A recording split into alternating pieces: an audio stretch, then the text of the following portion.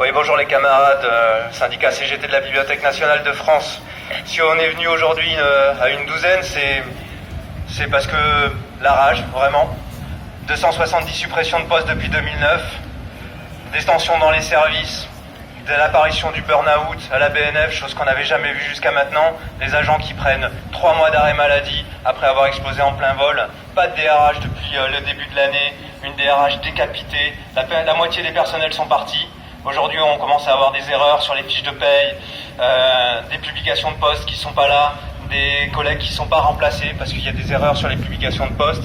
C'est la situation aussi difficile des missions. Aujourd'hui, avec les coupes budgétaires liées à l'austérité, c'est moins 5 millions sur le budget de l'établissement. C'est-à-dire que la politique patrimoniale, parce que c'est une bibliothèque patrimoniale, la BNF, en plus d'être une bibliothèque ouverte au public, on n'a plus de politique patrimoniale, on n'a plus de restauration des ouvrages, des documents, on a une politique uniquement liée à la numérisation, vous comprenez, ça coûte beaucoup moins cher, on met moins de temps et on laisse pourrir dans les locaux, dans les magasins, les documents se détruire petit à petit, les livres, les reliures, etc. Donc situation extrêmement tendue, extrêmement difficile, qui explique aussi les mobilisations qu'on a eues l'année dernière. 1500 jours de grève cumulés sur toute la loi travail dans notre établissement. Cumulés, on est 2500, c'est le premier établissement du ministère de la Culture. Donc 1500 jours de grève cumulés sur 3 mois, sur des revendications évidemment contre la loi travail. Et on repartira dès qu'il faudra et on se battra dès qu'il faudra sur cette question-là, mais aussi sur nos revendications propres. C'est-à-dire l'arrêt des suppressions de postes.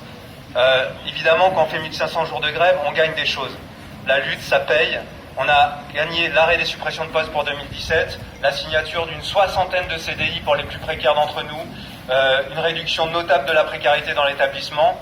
Ça, c'est le travail, c'est notre travail avec l'intersyndicale Sud et FSU l'année dernière.